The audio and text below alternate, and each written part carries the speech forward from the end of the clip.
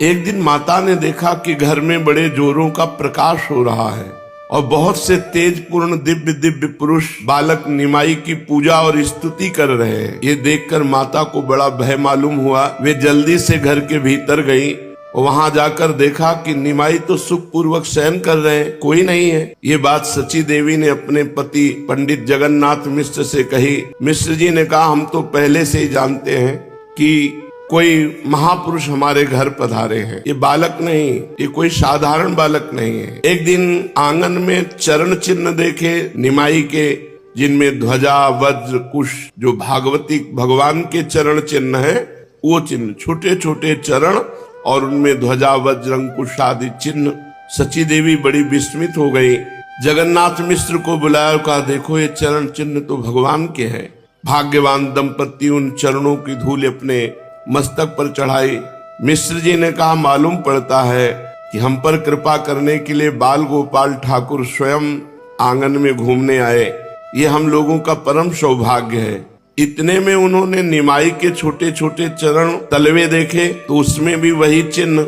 बड़े आश्चर्यचकित हुए। जगन्नाथ मिश्र ने निमाई के नाना जो महान विद्वान और ज्योतिषाचार्य थे नीलांबर चक्रवर्ती जी, उनको बुलाया और निमाई के हाथ तथा पैरों की रेखा उन्हें दिखाई। ये सब देखकर चक्रवर्ती महाशय बोले, हमने तो उसी दिन जन्म कुंडली ही देखकर कह दिया था कि ये बालक कोई साधारण बालक नहीं है, भविष्य में इसके द्वारा संसार का बहुत बड़ा कल्याण होगा।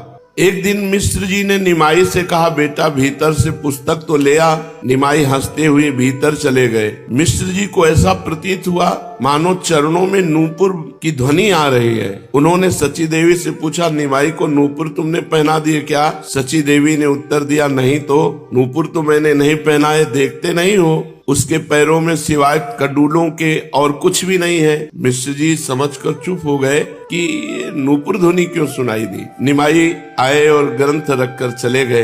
रोज ऐसी नई भागवतिक अनुभूतियां सची माता और जगन्नाथ मिश्र को होती कि ये बालक साक्षात भगवान का निज बपू है। एक दिन ये अपनी माता से किसी बात पर झगड़ बैठे। बच्चे और चंचल तो थे ही, अड़ गए अपनी बात पर। माता ने बहुत मनाया, नहीं माने। तब माता रोष में भरकर बाहर जाने लगी। तीनों ने अपने कोमल करों से माता पर थोड़ा थपक मारी। माता का हृदय भर आया। उन्होंने निमाई की अलौकिक लीलाएं और उनकी लोकोत्तर सभी बातें स्मरण होने लगी। वे अपने भाग्य की सराहना करने लगी कि कहाँ मेरे यहाँ ऐसा महापुरुष आ गया। इसी बीच में उन्हें अपनी गरीब अवस्था, दरिद्र अवस्था का भी स्मरण हो आया कि अगर आज हमारे पास सामग्रियां होती तो मैं बहुत लुटाती। मेरे घर में ऐसा महापुरुष आया। दुख के बीच में माता अधीर हो उठी। काश आज मेरे पास वस्तुएं होती, अपने लाला को न्यौछावर करके लाला के ऊपर सबको बांटती। पास पड़ोस की स्त्रियां किसी न किसी बहाने से निमाई के दर्शन करने आती। उन्होंने देखा कि तो मूर्छित पड़ी है तो पंखा से वायु की। निमाई घबरा गए। माता की ऐसी अवस्था देखकर स्त्रियों से पूछने लगे, माँ को क्या हो गया और ये किस प्रकार अच्छी होंगी? उनमें से किसी स्त्री ने कह दिया, यदि इन्हें ताजा नारियल का जल पिलाओ तो अभी ये होश में आ जाएंगे। ये सुनकर छोटे छोटे चरणों से बाहर गए और ताजा नारियल लेकर तुरंत वापस आ गए और नारियल को फोड़कर सची माता को जल पिलाया। वो जब धीरे धीरे होश में आई तो खूब लिपट कर रोते बोले, माँ न जाने मुझे क्या हो जाता है कि मैं तुम्हें इतना तंग करता हूँ। मेरी माँ अब कभी ऐसा काम न करूँगा। पर सब लोग ये सोचते हैं दरवाजे के बाहर से नारियल कहाँ से ले आया। अलौकिक इच्छा की तुरंत नारियल प्रकट हो गया। एक दिन बाल चपलतावश फिर ये रोने लगे, खूब जोर जोर से रोने लगे। माता पिता ने इन्हें बार बार समझाया, पुचकारा, बहलाया, किंतु ये मानते ही न थे, रो ही रहे थे। अंत में माता ने पूछा, तू चाहता क्या है, क्यों इतना रोता है? मुझे सब बात बता दे, तू जो कहेगा वही चीज तुझे ला दूंगी। आपने रोते रोते कहा, जगदीश और हिरण पंडित के घर जो आज ठाकुर जी के लिए भोग बना है उसे हम लेंगे, उसे हम पाएंगे। ये सुनकर सभी चकित हो गए, पर किसी का साहस नहीं पड़ा कि उनके घर जाकर बिना पूजा किए नैवेद्य को लाकर बालक को दे दे। सभी चुप होकर एक दूसरे के मुख की ओर देखने लगे। निमाई फूट फूट कर और रोने लगे। माता ने बहुत समझाया, बेटा पूजा माई की चीज है, बिना पूजा किए थोड़ी तुम्हें पवा देंगे। जब तक भगवान का भोग नहीं लगता तब तक नहीं खाते, पूजा हो जाने दे, मैं जाकर उनके घर से ला दूंगी। बिना पूजा किए जो बच्चे मिठाई खा लेते हैं उनके कीड़े पड़ जाते हैं दांत में। रो मत, देख तेरे सब साथी तेरी हंसी करेंगे कि अरे निमाई कैसा रोने वाला बच्चा है। माता की इन बातों पर निमाई पर कुछ भी असर नहीं हुआ, वे बराबर रोते ही रहे। किसी ने जाकर उन ब्राह्मणों से बात कह दी। ये दोनों वैष्णव ब्राह्मण पंडित जगन्नाथ मिश्र के पड़ोसी थे और मिश्र जी से बड़ा प्रेम मानते थे। निमाई उनके घर भी जाया आया करता था। इस बात को सुनकर उनके घर के सभी लोगों को बड़ा आश्चर्य हुआ कि निमाई को कैसे पता चला कि हमारे घर नैवेद्य तैयार हो गया है और हम भोग लगाने वाले हैं। कुछ भी हो, बड़ी प्रसन्नता से नैवेद्य लेकर निमाई के पास आए। निमाई ने भगवत भाव में सभी सामग्रियों को थोड़ा थोड़ा पा लिया और फिर रोना शांत किया। माता को इनकी ऐसी चेष्टाओं पर बड़ा दुख होता। वो सोचने लगी इस पर जरूर कोई भूत पिशाच का चक्कर है। माता को तो अपना बच्चा बच्चा ही लगता है, इसलिए उन्होंने देवताओं के नाम से द्रव्य उठाकर रख दिया। बड़ी देवियों की पूजा की, मनौतियां मनाई कि हमारा निमाई ठीक हो जाए, इसमें भूतों का आवेश होता है। वे निमाई की ऐसी दशा देखकर मन में किसी अशुभ बात की शंका करके डर जाती और बच्चे की मंगल कामना के निमित्त भांति भांति के उपाय सोचती। धीरे धीरे निमाई की अवस्था 5 साल के लगभग हुई। पिता ने इनका अक्षरारंभ कराया, लिखने के लिए हाथ में पट्टी और खड़िया दी। भला इन्हें क्या पढ़ना था, ये तो सभी कुछ पढ़े पढ़ाए ही आए थे। पिता को दिखाने के लिए तो कभी ये पट्टी पर कुछ उल्टी सीधे लकीरें करने लगते, किंतु वैसे पढ़ते कुछ भी नहीं। खड़िया को लेकर शरीर में मल लेते, लंबे लंबे माथे पर तिलक लगा लेते और माता से कहते, अम्मा देख तेरे घर में एक वैष्णव आया है, कुछ भिक्षा देगी क्या। माता इनके तिलकों को देखती और हंस पड़ती और गोद में बिठाकर मुख चूमती हुई कहती, बेटा इतना उपद्रव नहीं किया करते, कुछ पढ़ना लिखना भी है, बस ऐसे। अब तो तू निरा बालक नहीं रहा ना, तेरी बराबरी के ब्राह्मण के बालक तो पोथी पढ़ लेते, तू वैसे ही दिन भर इधर उधर खेला करता है। ये माता की बातें सुन लेते और मुस्कुरा देते।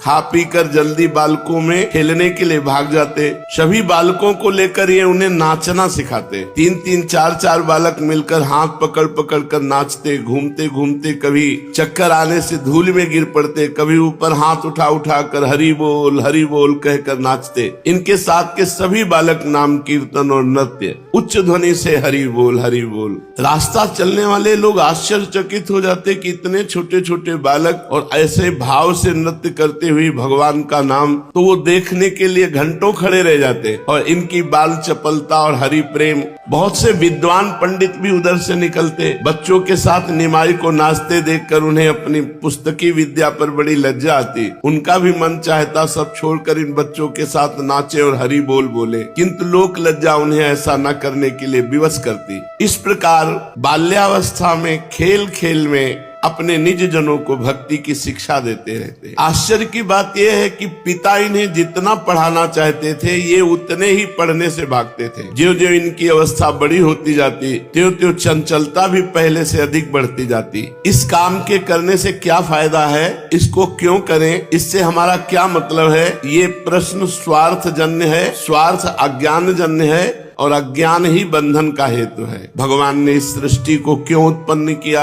ये सभी अज्ञानी जीवों की शंका है, जो बिना मतलब के कुछ करना ही नहीं जानते। इसलिए भगवान व्यासदेव जी ने इसका यही सीधा उत्तर दिया है कि उसका कुछ भी मतलब नहीं, बाल लीलावत है। बच्चों को देखा है, खाली गाड़ी देखकर उस पर बहुत दूर तक चढ़कर चले जाते हैं, फिर उधर से पैदल ही लौट आते हैं। कोई पूछे ऐसा करने से उन्हें क्या लाभ, इसका उत्तर कुछ भी नहीं। लाभ हानि बच्चा नहीं जानते, उनका खेल है। उसके लिए 2 चीजें हैं, नहीं या तो लाभ ही लाभ और या तो हानि ही हानि। उनके लिए पवित्र लाभ हानि, इससे कोई मतलब नहीं। हाँ, ज्यों ज्यों हम लोगों के संसर्ग में रहकर ज्ञान या अज्ञान सीखते जाते हैं, त्यों त्यों मतलब और फायदा की बुद्धि जागृत होती जाती है बच्चों में। उस समय बाल्यावस्था द्वंद्वातीत अवस्था होती है। धीरे धीरे वो जैसे जैसे विवेक बढ़ता है, उल्लुप्त हो जाती है। वो आनंद जाता रहता है, निर्द्वंद वाला। बाल भाव कितना मनोहर है। जब साधारण बालकों के ही विनोद में परम आनंद और उल्लास भरा रहता है, तब दिव्य बालकों की लीलाओं की तो कहना ही क्या। उस समय तो लोग उन्हें नहीं जानते। ज्यों ज्यों उनके जीवन में प्रकाश होने लगता है, त्यों ही त्यों उन पुरानी बातों में भी रस भरता जाता है। निमाई अलौकिक बालक थे। उनकी लीलाएं भी बड़ी मधुर और साधारण बालकों की भांति होने पर भी परम अलौकिक थी। 3-4 वर्ष की अवस्था के बालक की कितनी गूढ़ गूढ़ बातें हो सकती हैं। एक दिन माता ने देखा निमाई एकदम नंग धड़ंग है। फिर इधर उधर से चीर उठाकर लपेट ली, सारे शरीर में धूल लपेट ली और एक घूरे पर अशुद्ध हाड़ियों पर जाकर बैठ गए और हाड़ियों में से कालिख लेकर मुंह और माथे पर काली काली लंबी लंबी रेखाएं खींच ली। शरीर में जगह जगह काली बिंदी लगा ली और एक फूटी हुई हाड़ी को खपड़े से बजा बजा कर गा रहे हैं। स्वर्ण जैसे शरीर पर भस्म के ऊपर काली काली बिंदी बहुत ही भली मालूम होती थी। जो उधर से निकलता वो इन अवधूत को देख करके आनंद हो जाता और खड़ा हो जाता। पर निमाई अपने राग में मस्त थे, उन्हें दीन दुनिया का कुछ भी पता नहीं। किसी ने जाकर ये समाचार सची माता को सुनाया। माता दौड़ी दौड़ी आई और 2-4 मीठी मीठी प्रेम युक्त कड़ी बातें कहकर डांटने लगी। निमाई तू बहुत बदमाशी करने लगा है, भला ब्राह्मण का बेटा होकर ऐसे अपवित्र स्थान में ऐसे ऐसे बैठना। आपने कहा अम्मा स्थान क्या अपवित्र और क्या पवित्र, स्थान तो सभी एक से हैं। हाँ, जो स्थान भगवान की पूजा नहीं की जाती, भगवान का नाम उच्चारण नहीं किया जाता, वो अपवित्र है, वहाँ बैठना ठीक नहीं है। इन हाड़ियों में तो भगवान का प्रसाद बनाया गया है, फिर भला ये हाड़ियां अपवित्र कैसे हो सकती है? और मैं नाम कीर्तन कर रहा हूँ तो ये जगह अपवित्र कैसे हो सकती है? माता ने डांट कर कहा बहुत ज्ञान मत छांट, जल्दी से उठ और स्नान कर। निमाई भला कब उठने वाले थे, वे तो वहीं डटे रहे। फिर वही अपना राग अलापना शुरू किया, हरि बोल हरि बोल। माता ने जब देखा वो किसी तरह नहीं उठता तो स्वयं जाकर इनका हाथ पकड़कर उठा लाई और घर में आकर इन्हें स्नान कराया और स्वयं स्नान किया। बाल उचित लीलाएं करते, कभी किसी कुत्ते के बच्चे के पूंछ पकड़कर उसे वो के करता, फिर उसे गोद में उठा लेते, फिर दूल्हा। ऐसा ठाकुर जी भी करते, कुत्ते के बच्चे को ऐसे गोद में, फिर साथ घर लेकर आते, दूध भात खिलाते, दिन भर उसे अपने पास रखते। माता ये देखती बहुत अंदर से दुख होता है। वो यदि उसे घर से भगा देती तो खूब रोते। कभी किसी पक्षी को पकड़ने दौड़ते, जब पकड़ में ना आता तो रोने लगते। कभी गौ के छोटे बच्चे के साथ खेलते और उसके कान में धीरे धीरे न जाने क्या क्या बातें करते। सबके घरों में बिना रोक टोक धीरे धीरे जाने लगे। कोई कहती निमाई हम तुम्हें मिठाई देंगी, जरा नाच तो आप कहते पहले मिठाई दो तब नाचेंगे। तो वो लड्डू या पेड़ा इन्हें देती, ये मुंह में भर लेते और दोनों हाथ उठा करके हरि बोल ऐसा कहकर नाचने लगते। इस प्रकार घर घर जाकर खूब आनंद मचाते और खूब खाने पीने को माताएं देती। स्त्रियां इन्हें बहुत प्यार करती, कोई केला देती, कोई मेवा देती, कोई मिठाई देती। ये सबसे ले लेते और अपने साथियों को पवाते और खूब पाते और खूब नाम कीर्तन। बचपन से सभी को अपनी तरफ आकर्षित करने में बड़े प्रवीण थे। संपूर्ण नवद्वीप के लोग, जो इनको देखता इन्हीं का हो जाता। एक दिन ये बाहर दौड़े दौड़े आए और जल्दी से माता से बोले अम्मा अम्मा बड़ी भूख लग रही, कुछ खाने के लिए हो तो दो। माता ने कहा बेटा बैठ जा, अभी दूध और चिवड़ा लाती हूँ, उन्हें तब तक खा ले, फिर झट से भात बनाऊंगी। ये कहकर माता ने भीतर से लाकर एक कटोरे में दूध और चिवड़ा इन्हें दिया। माता तो देकर भीतर चली गई, दूध चिवड़ा न खाकर पास में पड़ी मिट्टी को खाने लगे। माता ने जब आकर देखा कि निमाई तो मिट्टी खा रहा, तो जल्दी से कहने लगी अरे निमाई तू ये क्या कर रहा है, मिट्टी क्यों खाता है? आपने भोली सूरत बनाकर कहा अम्मा तैने भी तो मुझे मिट्टी लाकर ही दी, ये सब मिट्टी से उत्पन्न हुई वस्तुएं मिट्टी ही तो है, तो वो मिट्टी और इस मिट्टी में क्या अंतर है? माता ने कहा मैंने तो तुझे दूध चिवड़ा दिया है, उसे न खाकर तू मिट्टी खा रहा है। आपने कहा माँ क्या ये सब मिट्टी नहीं है? क्या ये सभी पदार्थ तत्वता मिट्टी में नहीं, मिट्टी में बन जाएंगे? मिट्टी खाओ, मल बना मिट्टी बन गया। माता ने इतना छोटा बच्चा, इसको ऐसे कैसे ज्ञान है? पुचकार कर बोली बेटा सब मिट्टी है लेकिन काम अलग अलग है। घड़ा भी मिट्टी है, रेत भी मिट्टी है, तो घड़े में ही पानी भर सकता है, रेत में नहीं। ऐसे ही मिट्टी खाकर पेट खराब हो जाएगा, इसके खाने से हमारा जीवन चलेगा। इसलिए सबका काम अलग अलग है। आपने मुंह बनाकर कहा हाँ ऐसी बात तो है, तो हमें पहले क्यों नहीं बता दिया? अब ऐसा नहीं करेंगे, अब भूख लगने पर मैं तुमसे मांग कर ही खाऊंगा, मिट्टी नहीं खाऊंगा। इस प्रकार भांति भांति की क्रीड़ाओं के द्वारा निमाई माता को दिव्य सुख का आस्वादन कराने लगे। माता इनकी भोली और गूढ़ ज्ञान से सनी हुई बातें सुन सुनकर कभी तो आश्चर्य करने लगती, कभी आनंद के सागर में गोते लगाने लगती। निमाई की सभी लीलाएं दिव्य हैं। अन्य साधारण बालकों की भांति वे चंचलता और चपलता तो करते हैं, किंतु इनकी चंचलता में एक अलौकिक भाव की आभा दृष्टि गोचर होती है। जिसके साथ ये चपलता करते उसे किसी भी दशा में इनके ऊपर गुस्सा नहीं आता,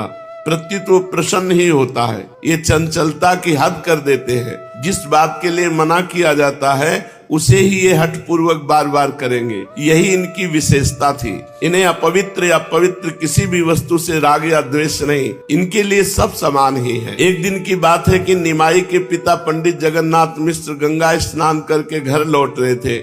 उन्होंने अपने घर के समीप एक परदेसी ब्राह्मण को देखा। देखने में वो ब्राह्मण किसी शुभ तीर्थ का प्रतीत होता था। उसके चेहरे पर तेज था, माथे पर चंदन का तिलक था, गले में तुलसी की माला थी, मुख से प्रतिक्षण भगवान नाम जप कर रहा था। मिश्र जी ने ब्राह्मण को देखकर नम्रता पूर्वक उसके चरणों में प्रणाम किया और अपने यहाँ आतिथ्य स्वीकार करने की प्रार्थना की। मिश्र जी के शील स्वभाव को देखकर ब्राह्मण ने उनका अतिथि होना स्वीकार किया और वे उनके साथ ही साथ घर में आए। घर पहुंचकर मिश्र जी ने ब्राह्मण के चरणों को धोया, उस जल को अपने परिवार के सहित सिर पर चढ़ाया, घर में छिड़का, आचमन किया। इसके अनंतर विधिवत अर्घपाद्य आचमनी तथा फल फूल के द्वारा ब्राह्मण की पूजा की। पश्चात भोजन बना लेने की भी प्रार्थना की। ब्राह्मण ने भोजन बनाना स्वीकार कर लिया। सची देवी ने घर के दूसरी ओर लीप पोत कर ब्राह्मण की रसोई की सभी सामग्री जुटा दी। पैर धोकर ब्राह्मण देव रसोई में गए। दाल बनाई, चावल बनाया, साग बनाया, आलू भूनकर उनका भुर्ता बना लिया। सची देवी ने पापड़ दे दिया, उन्हें भूनकर ब्राह्मण ने को रख दिया। सब सामग्री बन जाने पर ब्राह्मण ने एक बड़ी थाल में चावल निकाले, दाल भी हांडी से निकालकर थाली में रखी, केले के पत्ते पर साग और भुर्ता रखा, भुने पापड़ रखे और आसन में बैठ गए। सभी पदार्थों में तुलसी पत्र डाले, आचमन करके भगवान का ध्यान करते हुए आवाहन किया। आंखें बंद करके सभी पदार्थों को विष्णु भगवान के अर्पण करने लगे। इतने में घुटनों के बल धीरे धीरे चलते हुए चुपके से निमाई जी आए और सब भोग पाने लगे। ब्राह्मण ने जब कुछ आवाज सुनी तो आंख खोल के देखा तो सामने ये भोग पा रहे हैं। ब्राह्मण एकदम चौंक उठा, जोर से कहने लगा, अरे ये क्या हो गया। इतना ही सुनते निमाई भयभीत की भांति वहां से भागने लगे। मिश्र जी दौड़े, हाय हाय इसने सब रसोई अपवित्र कर दी। कोलाहल सुनकर सची देवी भी वहां आ गई। मिश्र जी बालक निमाई को मारने के लिए दौड़े। निमाई जल्दी से जाकर माता के गोद में लिपट गए। इतने में ब्राह्मण आ गए। उन्होंने मिश्र जी को पकड़ लिया और बड़े प्रेम से कहने लगे, आप तो पंडित हैं, सब जानते हैं, भला बच्चे को चौके चूल्हे का क्या ज्ञान। इसके ऊपर आप गुस्सा न करें, भोजन की बात है, थोड़ा चना चरवण खाकर जल पी लेते हैं। सभी को बड़ा दुख हुआ। आसपास के 2-4 और ब्राह्मण आ गए। सभी ने मिलकर ब्राह्मण से फिर प्रार्थना की। सभी की बात को ब्राह्मण टाल न सके।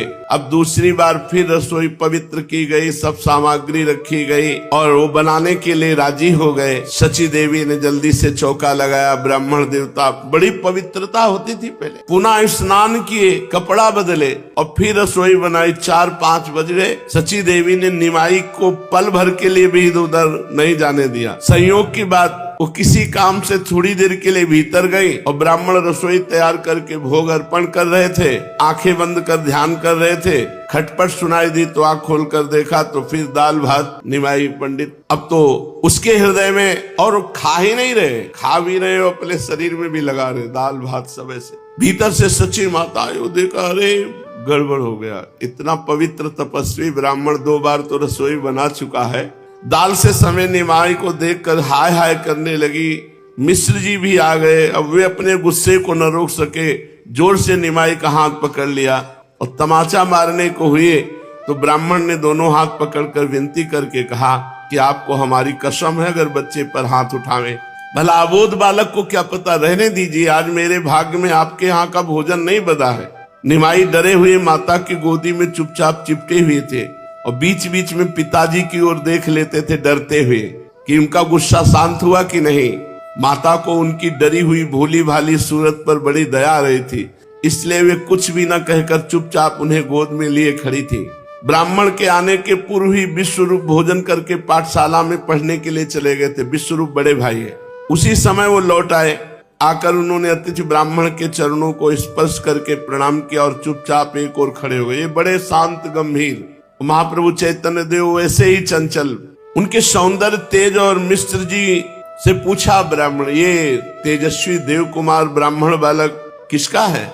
मिश्र जी ने कहा, आपका ही है। ब्राह्मण एकटक देखते रह गए। विश्व रूप के तेज को देखकर के प्रभावित हो गए और धीरे धीरे विश्व रूप को सब बातें पता चली कि ब्राह्मण 2 बार रसोई बनाए, ऐसा ऐसा। तब विश्व रूप जी ने हाथ जोड़कर ब्राह्मण देवता से कहा, महाराज अब की बार मैं पकड़ कर रखूंगा और मेरे आग्रह से भोजन बना लो। मैं पूरी जिम्मेवारी लेता हूं, अब की बारी आपकी रसोई में भी नहीं घुसेगा, किसी प्रकार का विघ्न नहीं होगा। ब्राह्मण ने प्रेम से विश्वरूप को पुचकारते हुए कहा, भैया तुम मेरी तनिक चिंता न करो, मेरे कुछ एक ही दिन की बात थोड़ी है, मैं तो सदा घूमता रहता हूँ, कई कई दिन भोजन नहीं मिलता है, मेरा तो अभ्यास है। कभी कभी तो महीनों बन के कंदमूल फलों पर ही रहना पड़ता है, बहुत दिनों चना चरवण पर गुजर जाता है, कई दिन कुछ नहीं मिलता उपवास करने, ये भ्रमण में ऐसा होता है, इसलिए मुझको तो इसका अभ्यास है। तुम्हारे यहाँ कुछ मीठा हो या चना चरवण हो मुझे दे दो, जल पी करके उसी को मैं रह जाऊंगा, फिर कल देख लूंगा। विश्वरूप जी बड़ी नम्रता से दीनता प्रकट करते हुए कहा, महाराज ये तो हम आपके स्वभाव से ही जानते हैं कि आपको स्वयं किसी बात की इच्छा नहीं, किंतु आपके भोजन करने से ही हम सबको संतोष होगा। मेरे पूज्य पिताजी तथा माताजी बहुत ही दुखी हैं, इनका साहस ही नहीं हो रहा कि आपसे पुनः प्रार्थना करें। इन सबको भी संतोष हो सकेगा जब आप स्वयं बनाकर फिर भोजन करें, अपने लिए नहीं किंतु हमारी प्रसन्नता के निमित्त आप भोजन बनावें। अच्छा, ऐसा भी नहीं कि मिश्र जी हैं इन्हीं के हाथ का बनना है, स्वपाकी अपने हाथ से बना के, बड़े तपस्वी होते थे ब्राह्मण जन। विश्वरूप जी ने जब बड़े प्रेम से ऐसा विनय भरी बात कही तो ब्राह्मण कुछ भी न कह सके, उन्होंने पुनः भोजन बनाना आरंभ किया। तीसरी बार अब की निमाई को रस्सी से बांध दिया गया कि बहुत चंचल है, जब तक ब्राह्मण भोजन न पा जाए तब तक। और विश्वरूप उनके पास रस्सी से बांध दिया कि भूल से भी इधर उधर नेत्र विश्वरूप के हो जाए तो चले जाएंगे, तो रस्सी से बांध दिया, जैसे यशोदा मैया ने उखल में बांध दिया था भगवान श्री कृष्ण को। अब ब्राह्मण को भोजन बनाते बनाते रात्रि हो गई, शाम के शुरू किया था। दैव गति से सब थके हुए दिन भर के थे, तो किस मैया को, जगन्नाथ मिश्र को नींद आ गई। ब्राह्मण देव भोजन बनाकर जे भी आंख मूंद कर भगवान का ध्यान किया तो साक्षात चतुर्भुज भगवान उनके सामने उपस्थित हो गए और देखते देखते 4 भुजाओं की जगह 8 भुजाएं दृष्टिगोचर होने लगी। 4 भुजाओं में शंख चक्र गदा और पद्म विराजमान, एक हाथ में माखन दूसरे से खा रहे हैं और 2 हाथों से मुरली बजा रहे हैं, ऐसा 8 भुजा रूप। और भगवान हंसते हुए कहा, तुम मुझे बुलाता है, मैं निमाई के रूप में तेरे पास आता हूं, तू मुझे पहचान नहीं पाता? अरे मैं तेरे ऊपर बहुत प्रसन्न हूं, इसलिए कृपा करने के लिए निमाई के रूप में मैं आता हूं, तुम मुझसे अपना अभीष्ट वर मांगो। गदगद कंठ हाथ जोड़े ब्राह्मण ने धीरे धीरे कहा, हे पुरुषोत्तम, आपकी माया अनंत है, भला मैं क्षुद्र प्राणी उसे कैसे समझ सकता हूँ। हे निरंजन, मुझ अज्ञानी के ऊपर आपने इतनी कृपा की, मैं तो अपने को इसके सर्वथा अयोग्य समझता हूँ। भगवान, मैंने न कोई तप किया, न कभी ध्यान किया, न जप किया, न दान, न धर्म, न पूजा, न पाठ, मैंने आपकी प्रसन्नता के निमित्त कुछ भी तो नहीं किया, फिर भी मुझ दीनहीन कंगाल पर आपने इतनी कृपा की, इसे मैं आपकी स्वाभाविक करुणा ही समझता हूँ। मेरा कोई ऐसा महान साधन तो नहीं था जिससे आपके दर्शन हो सके। हे नाथ, यदि आप मुझे वरदान देना ही चाहते हैं तो मैं यही वरदान मांगता हूँ कि आपकी मंजुल मूर्ति मेरे मन मंदिर में सदा बनी रहे। एवमस्तु। ऐसा कहकर भगवान उनके ध्यान में अंतर्धान हो गए। ब्राह्मण बड़े ही आनंद और उल्लास के साथ भोजन किया। इतने में ही माता आदि की आंखें खुली तो निमाई को पास ही सोता देखकर उनको बड़ी प्रसन्नता हुई। जब देखा कि ब्राह्मण बड़े प्रेम से प्रसाद पाकर निवृत्त हो गए हैं तब तो उन्हें परम संतोष हुआ। प्रातःकाल ब्राह्मण देवता निमाई को मन ही मन प्रणाम करके चले गए और जब तक वे रहे नित्य प्रति किसी न किसी बहाने आकर निमाई के दर्शन कर जाते थे। ऐसे बड़भागी भक्तों के दर्शन सदगृहस्थियों को ही कभी कभी हुआ करते हैं। अब निमाई पंडित बोलने भी लगे थे। स्त्रियां खिलाते खिलाते कहती, निमाई तो किसी के भी हाथ का चावल खा लेता है, तेरा विवाह भी ना होगा और बहू भी ना आवेगी। ऐसे किसी के हाथ के चावल को नहीं खाते हैं ब्राह्मण लोग। देख, ब्राह्मण के बालक खूब पवित्रता से रहते हैं। तू अच्छी तरह रहेगा, उपद्रव न करेगा तो बटुआ सी तेरी बहू आएगी, रुनझुन करती हुई घर में घूमेगी। अब बदमाशी करेगा तो तेरा ब्याह नहीं होगा। निमाई धीरे धीरे से कहने लगते, हमें ब्राह्मण पने से क्या, हम तो ग्वाल बाल हैं, ग्वालों की ही तरह जहां मिल जाता है खा लेते हैं। चलो तुम खवा दो, तुम्हारे घर का खा लेंगे। ये सुनकर सभी हंसने लगती और निमाई को मिठाई आदि चीजें खाने को देती। इतनी चंचलता करते रहने पर भी सबका प्यार निमाई के प्रति अधिकाधिक बढ़ता ही जाता था। निमाई की चंचलता में माता पिता को एक अपूर्व आनंद आता था। मिश्र जी तो मनुष्य के स्वभाव के कारण कभी कभी बहुत चंचलता से ऊब करके नाराज भी हो जाते, किंतु माता का हृदय तो सदा बच्चे की बातें सुनने के लिए छटपटाता ही रहता है।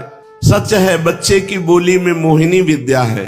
संसार में बच्चे की तोतली बोली से बढ़कर बहुमूल्य वस्तु और कोई हो ही नहीं सकती। देखा गया है, प्रायः माता का सबसे छोटी संतान पर बहुत अधिक ममत्व होता है। निमाई मिश्र जी की वृद्धावस्था में उत्पन्न हुए थे, इसलिए उनका भी इनके प्रति आवश्यकता से अधिक स्नेह था। इतनी चंचलता करने पर भी मिश्र जी उन्हें बहुत अधिक डांटते फटकारते नहीं थे, इसलिए ये मिश्र जी के सामने भी चंचलता करने में नहीं चूकते थे। सबसे अधिक तो ये माता के सामने उपद्रव करते। माता के सामने इन्हें तनिक भी संकोच नहीं होता।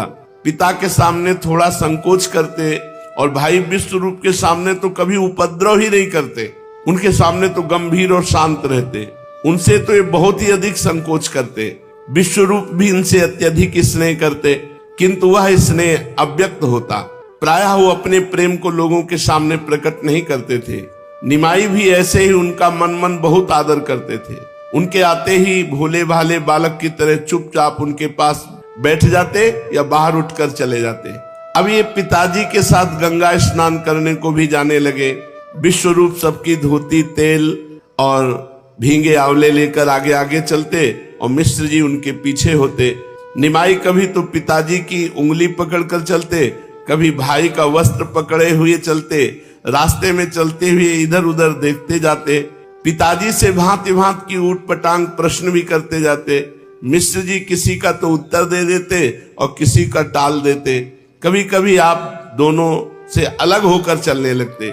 इस पर विश्वरूप इन्हें बुलाकर झट से गोद में ले लेते। गंगा स्नान करके मिश्र जी तथा विश्वरूप ये संध्या वंदन करते। ये भी बैठकर उन्हीं की तरह करते। जैसे वो लोग जल छिड़कते तो ये भी जल छिड़कते, वो आचमन करते तो ये भी आचमन करते, वो सूर्य अर्घ देते खड़े होकर तो ये भी सूर्य अर्घ देते। कभी कभी तेल लगाकर स्नान करने के अनंतर फिर बालू में लौट जाते। पिता फिर से इन्हें स्नान कराते। घर में आकर ये सब बातें अपनी माता से कहते। स्त्रियां पूछती, बेटा निमाई तुमने संध्या की?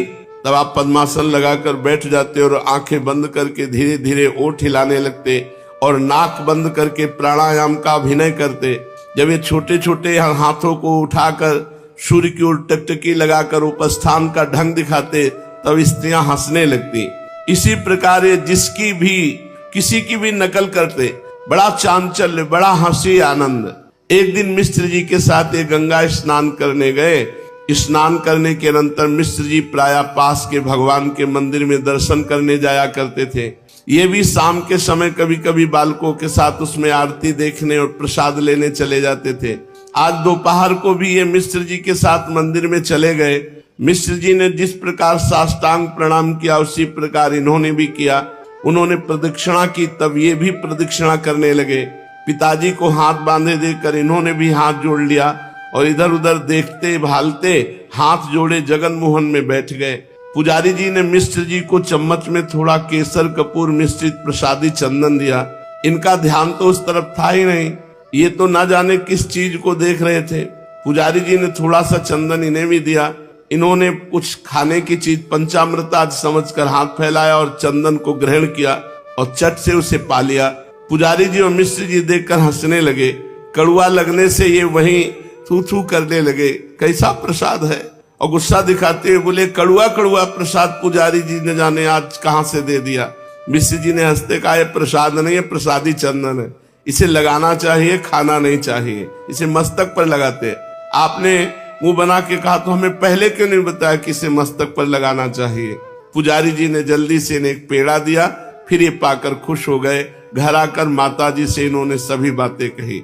अब धीरे धीरे और बड़े हो गए। अकेले गंगा जी पर चले जाते और वहां घंटों नाम कीर्तन करते। बच्चों के साथ एकत्रित होकर नाम कीर्तन करते और 2-2, 3-3 बार गंगा स्नान करते। कभी कभी बालू के लड्डू बना बना कर अपने साथ के लड़कों को मारते, खेलते। गंगा जी में पत्र पुष्प निकाल निकाल कर उनमें से बालू में बाग बनाते और नाना प्रकार की बाल लीलाएं करते। मिश्र जी ने बहुत समझाते कि बेटा पढ़ना लिखना चाहिए, किंतु ये उनकी बातों पर ध्यान ही न देते। दिन भर बालकों के साथ खेला ही करते। एक दिन मिश्र जी को इन पर बड़ा गुस्सा आया। ये इन्हें पीटने के लिए गंगा किनारे गए। सची देवी जी ने देखा मिश्र जी को बहुत क्रोध है, वे भी गंगा किनारे उनके पीछे पीछे चल दी। वहां ये बच्चों के साथ खूब उपद्रव कर रहे थे। मिश्र जी तो गुस्से में भरे हुए थे। इन्हें उपद्रव करते देखकर वे आपे से बाहर हो गए। इन्हें पकड़ने के लिए दौड़े। ये बड़े चालाक थे। पिता को गुस्से में अपनी ओर आते देखकर ये खूब जोर से घर की तरफ भागे। रास्ते में माता मिल गई। झट से उनसे जाकर लिपट गए। माता ने गोद में उठाकर छुपा लिया। माता कहती थी तू बहुत उपद्रव करता है, किसी की बात नहीं मानता, आज तेरे पिता तुझे खूब पीटेंगे। इतने में मिश्र जी आ गए और वे बाह पकड़कर इन्हें सची देवी की गोद में से खींचने लगे। माता चुपचाप खड़ी थी। इसी बीच और भी 10-5 आदमी इधर उधर से आ गए। सभी मिश्र जी को समझाने लगे, अरे बच्चा है, समझता नहीं है, धीरे धीरे पढ़ने लगेगा। आप पंडित होकर भी बच्चे पर इतना गुस्सा करते हो, नहीं करना चाहिए। सब लोगों के समझाने पर मिश्र जी का गुस्सा शांत हुआ। पीछे उन्हें अपने ऊपर पश्चाताप भी हुआ कि इतना क्रोध नहीं करना चाहिए। उसी दिन रात्रि को स्वप्न में एक महापुरुष प्रकट हुए और जगन्नाथ मिश्र महाप्रभु चैतन्य देव के पिताजी को स्वप्न में कहा कि आप अपने इस पुत्र को साधारण पुरुष ही समझ रहे हैं, ये अलौकिक महापुरुष है, इसे पीटना नहीं, गुस्सा मत किया करो। ये ठीक नहीं जैसे आप अपने बच्चे के साथ व्यवहार करते हैं, क्योंकि महापुरुष है आपका बच्चा। स्वप्न में मिश्र जी ने उत्तर दिया कि देखो, ये चाहे महापुरुष हो या साधारण पुरुष हो, जब ये हमारे यहाँ पुत्र रूप में प्रकट हुए तो हम इनकी भत्सना करेंगे और इनके थप्पड़ भी मारेंगे। ये हमें अधिकार दिया है। जब हमारे पुत्र रूप में प्रकट हुए तो हम इनको डांटेंगे भी, इनको पीटेंगे भी। ये हमारा धर्म है, पुत्र को शिक्षा देना, इसलिए शिक्षा देने के निमित्त हम ऐसा जरूर करेंगे। दिव्य पुरुष ने कहा, इन्हें कुछ सीखना नहीं है, ये सब सीखे सिखाए महापुरुष हैं, इन्हें कुछ पढ़ना नहीं है, सब शास्त्र इनके कंठ में विराजमान है, आप इन्हें व्यर्थ में परेशान मत किया करें। इस पर इन्होंने कहा, पिता का तो यही धर्म है कि वो अपने पुत्र को सदा शिक्षा ही देता रहे, फिर चाहे पुत्र कितना ही गुणी तथा शास्त्रज्ञ क्यों न हो, मैं अपने धर्म का पालन अवश्य करूंगा और आवश्यकता होने पर इनको दंड भी दूंगा। महापुरुष मुस्कुरा दिए और अंतर्धान हो गए। प्रातः काल ये इस बात पर सोचते रहे, कालांतर में इस बात को भूल गए। इनकी अवस्था ज्यों ज्यों बढ़ती गई त्यों त्यों महाप्रभु चैतन्य देव की त्यों त्यों इनकी कांति और दिव्य प्रतीत होने लगे। शरीर से हृष्ट पुष्ट, सभी अंग सुगठित, मनोहर। शरीर में इतना बल था कि वे 4-4, 5-5 लड़के मिलकर भी इन्हें पराजित नहीं कर सकते थे। पर इनके चेहरे से चंचलता सदा छिटकती रहती। जो भी इन्हें देखता वो खुश हो जाता और सचेष्ट भी। कहीं हमसे भी कोई ये चंचलता न कर बैठे, ऐसे सचेष्ट हो जाता। रास्ते में सीधे चलना तो जानते ही नहीं थे, कूद कूद कर चलना जानते थे। चैतन्य महाप्रभु जब रास्ते में चले, कूद कूद कर आनंद मगन। सीढ़ियों से गंगा जी में उतरना हो तो सदा 1-2 सीढ़ी छोड़कर ही कूदते कूदते उतरे। रास्ते में 2-4 लड़कों को खेलते देखकर ये किसी दूसरे को उनके ऊपर ऐसे ढकेल देते और जोर से हंसने लगते। गंगा किनारे पर छोटी छोटी कन्याएं पूजा सामग्री लेकर देवी तथा गंगा जी की पूजा करने जाती। आप उनके पास पहुंच जाते हो, कहते सब नैवेद्य हमें चढ़ाओ, तुम्हें मनोवांछित वर मिलेगा। छोटी छोटी कन्याएं इनकी बातें सुनकर मुस्कुरा देती और ये कहते जरूर मुझे खवाओ कुछ, तो जो मिठाई पूजा के लिए लाती हो इन्हें दे देती। तो वरदान देते, जाओ तुम्हें खूब रूपवान सुंदर पति मिलेगा। किसी से कहते तुम्हारा विवाह धनी के यहाँ होगा, किसी से कहते तुमने मिठाई अच्छी पवाई 5 बच्चों की माँ बनोगी। ऐसे ऐसे मजाक विनोद करते। किसी से कहते तूने हमें भाव से नहीं खिलाया तो 11 बच्चे की मां बनेगी तू, ऐसे। और वो लड़कियां रोज दिखाती हुई कहती निमाई तुम ऐसी बातें मत किया करो हमसे, नहीं हम तुम्हें मिठाई नहीं देंगी। बहुत सी कन्याएं जब मिठाई ना दे करके भागती तो आप हंसते हंसते कहते भाग जाओ तुम्हें काना पति मिलेगा।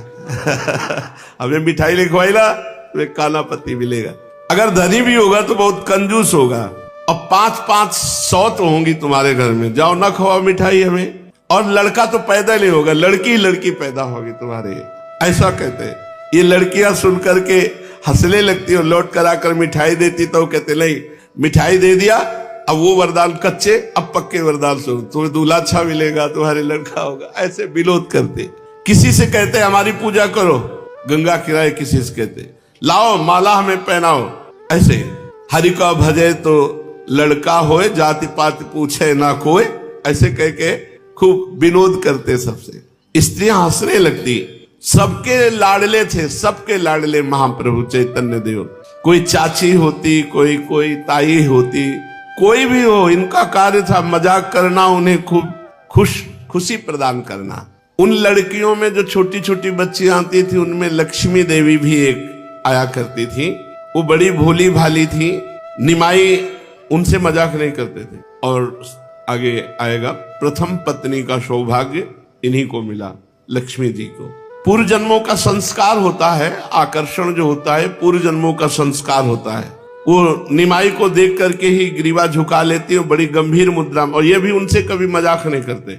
और सब बच्चियों से तो मजाक करते, उनसे मजाक भी नहीं करते। लक्ष्मी देवी निमाई को देखते ही अपार आनंद स्रोत में डूबने लगती। ये सब लड़कियों के साथ उन्हें देखते लेकिन कुछ उनसे कहते नहीं थे, न कभी उनसे मिठाई मांगी। लक्ष्मी देवी की इच्छा होती कि कभी हमसे भी कहें तो हम भी इनको अपने हाथ से मिठाई खवाएं, लेकिन जब उन्होंने कहा नहीं तो कभी गंभीरता के कारण कभी ऐसा नहीं किया। एक दिन लक्ष्मी देवी पूजा के लिए जा रही थी तो आप आगे आ गए। वो अकेले पूजा के लिए जा रही थी। कहा किसकी पूजा करने जा रही? तू हमारी पूजा कर। ये सुनकर उन्होंने कहा मैं तो कब से चाहती हूँ कि आपकी पूजा करूं, आप विराजो। और उनकी पूजा करने लगी। छोटी बच्ची है भाई, छोटे महाप्रभु भी है। छोटी छोटी पतली पतली उंगलियों से कांपते हुए निमाई के मस्तक पर चंदन लगाया, अक्षत लगाया, माला पहनाई, नैवेद्य और हाथ जोड़कर प्रणाम किया। निमाई ने कहा तुम्हें ऐसा देवतुल्य रूपवान गुणवान पति प्राप्त हो जो तुम्हारे हृदय को प्रिय हो। वो लज्जा के मारे नेत्र नीचे करके वहां से भाग गईं। कालांतर में इन्हीं लक्ष्मी देवी को प्रथम धर्म पत्नी होने का सौभाग्य प्राप्त हुआ। ये अपने साथ के सभी लड़कों में सरदार समझे जाते थे। चंचलता तो नस नस में भरी थी, नटखटपने में इनसे बढ़कर दूसरा कोई नहीं था।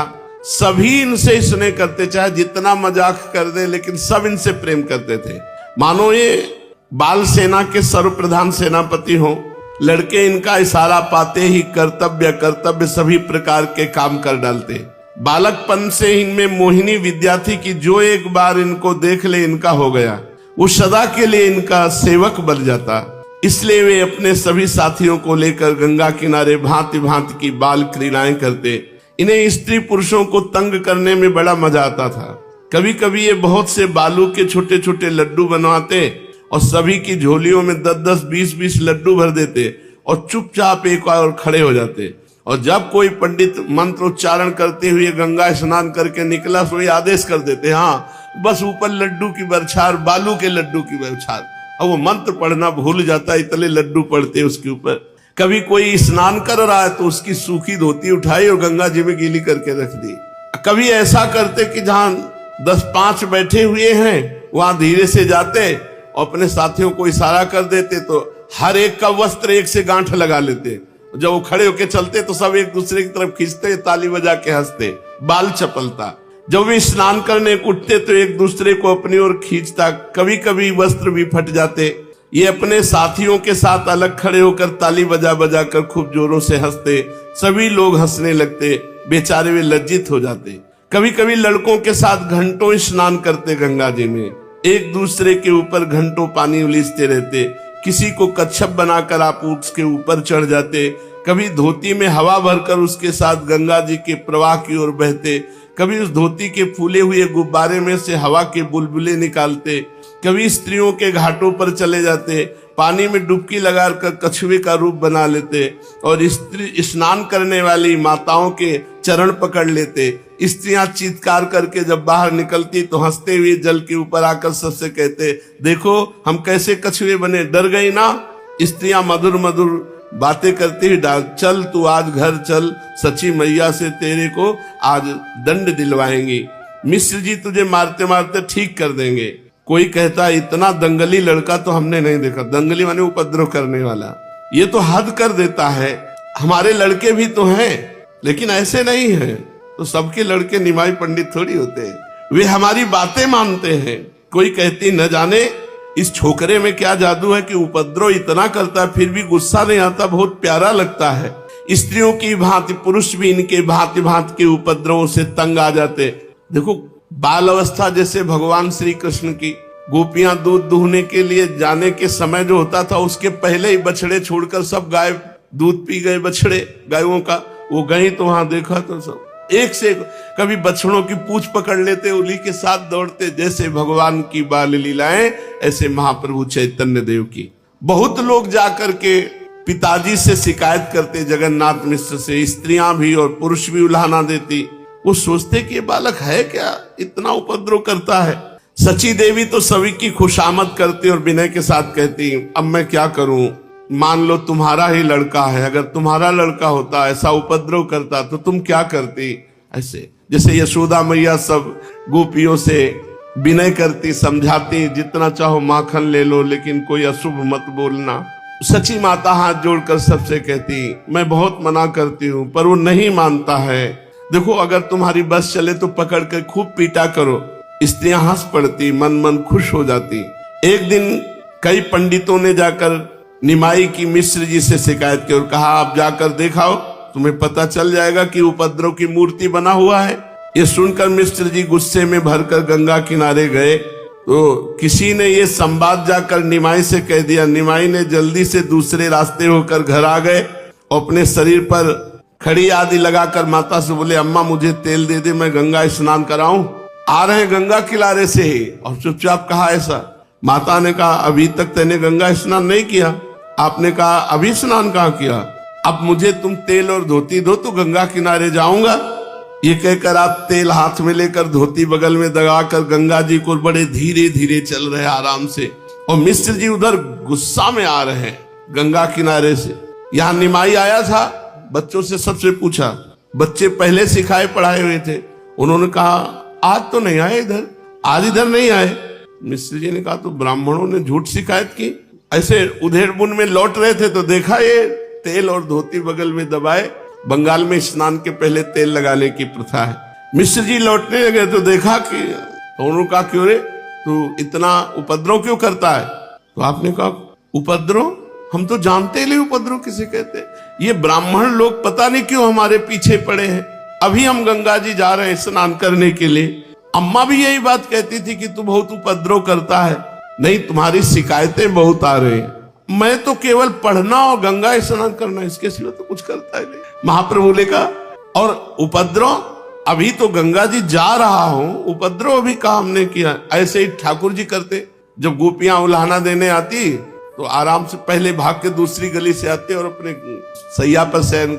जब वो शिकायत करते तो कहते, मैया ये काहे को आए हैं, तुम्हारी शिकायत। मैया अभी तो मैं सो रहा हूं, सो के उठा हूं, देखो ना हमारी आंखें। ये सब ऐसे आकर के हमारे ऊपर झूठा आरोप लगाती है। ऐसे जैसे चंचल नटखट ठाकुर जी, वैसे ही महाप्रभु चैतन्य देव जी। हमें पता है कि ये कुछ स्त्रियां, कुछ पंडित लोग हमारी खुशी नहीं देख सकते। चैतन्य महाप्रभु ने कहा, और ये शिकायत आकर के करते हो, हमें पिटवाना चाहते, हमें पता है, पहले से पता है। मिश्र जी चुप हो जाते क्योंकि अब कोई प्रमाण नहीं है। अब वो महाप्रभु गंगा जी की ओर धीरे धीरे चुपचाप चले जाते और लड़कों में जाके कहते, देखा कैसा हमारा प्लान फिट हो गया।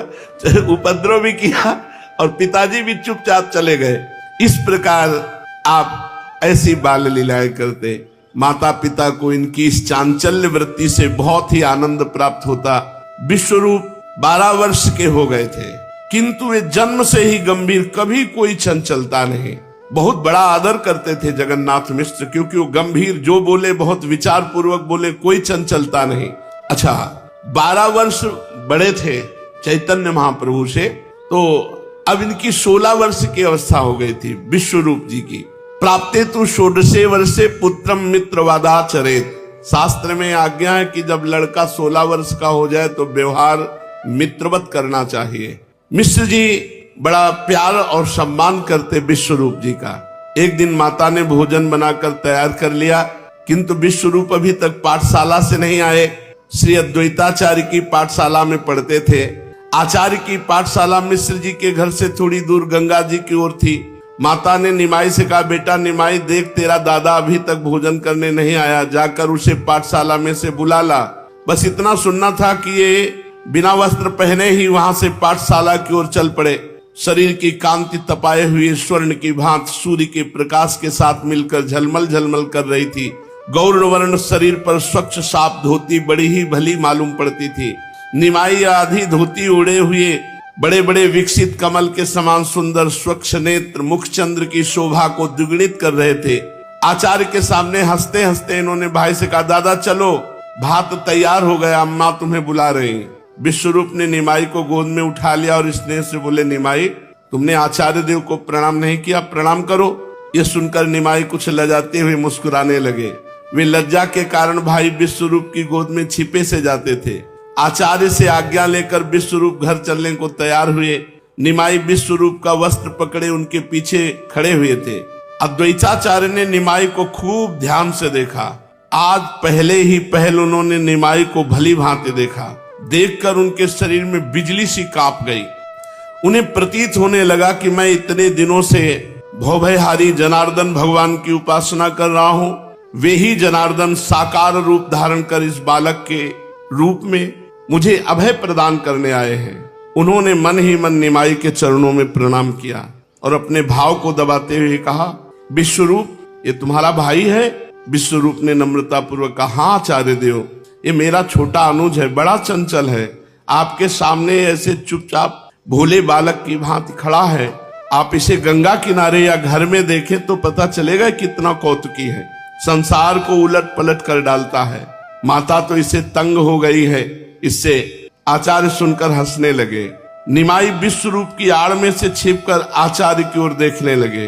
विश्वरूप का वस्त्र पकड़कर जाते जाते 2-3 बार मुड़कर आचार्य की तरफ देखा और आचार्य ने निमाई की तरफ देखा। आचार्य तो चेतना शून्य होते जा रहे थे। वे ठीक ठीक समझ ना पा रहे थे कि जैसे भगवान के रूप में हमारा चित्त आकर्षित होता, वैसे इस बालक के ऊपर हठात आकर्षण हो रहा है। यही अद्वैताचार्य गौरांग देव के विशेष पार्षद बने आगे चलकर, जिनके द्वारा गौरांग अवतारी माने जाने लगे। इसलिए अब ये जान लेना जरूरी है कि अद्वैताचार्य कौन है और इनकी पाठशाला क्या है। ये शेष चर्चा आगे। श्री राधा वल्लभ लाल की।